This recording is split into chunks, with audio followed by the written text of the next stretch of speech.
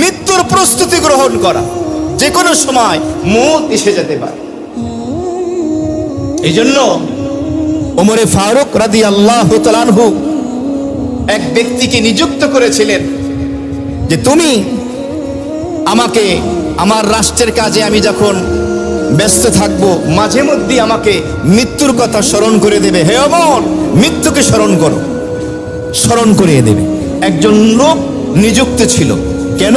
কাফা বিল মাউতে ওয়াইজান, তোমাকে ওয়াজ নসিহত করার জন্য মৃত্যুই যথেষ্ট। আমরা প্রতিদিন যদি মৃত্যুকে স্মরণ করি, আপনাকে আমাকে সাইজ করার জন্য যথেষ্ট।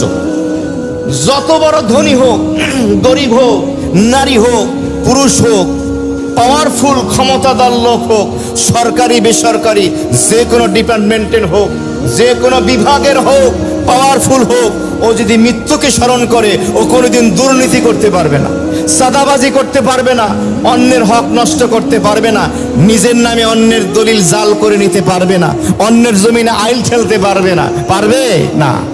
মৃত্যুকে যদি স্মরণ করে সোজা হয়ে যাবে। চিন্তা করবে খালি হাতে এসছি, খালি হাতে আমাকে যেতে হবে। ওমর রাদিয়াল্লাহু তাআলা আনহুর জন্য দায়িত্ব প্রাপ্ত ছিল। একদিন ওমর বললেন, আজকে থেকে তুমি অন্য দায়িত্ব পালন করো, এই দায়িত্ব লাগবে না। আমিরুল মুমিনিন, কেন? আপনার কি মৃত্যুর কথা স্মরণ হওয়ার প্রয়োজন নেই? ওমর রাদিয়াল্লাহু তাআলা আনহু তখন বললেন, শোনো, অবশ্যই প্রয়োজন আছে আমি ওমরের জন্য মৃত্যুকে স্মরণ করা, কিন্তু আজকে যখন আমি আয়নার ভিতরে আমার চেহারাখানা দেখলাম, আমি দেখতে পেলাম আমার চুল মোবারক পেকে গেছে, আমার দাড়ি একটা পেকে গেছে। ওই সাদা দাড়ি, সাদা চুল, আমি ওমরকে যখনই আয়না দেখব মৃত্যুর কথা স্মরণ করিয়ে দেওয়ার জন্য যথেষ্ট।